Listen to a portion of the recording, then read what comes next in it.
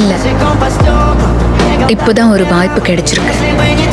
சரியான இடமும் சரியான எதிரியும் கிடைச்சிருக்கு. இங்கிருந்து விழுந்தா முதல்ல உன் மண்டைய உடையும். இந்த விஷயம் என் பாட்டிக்கு தெரியக்கூடாது.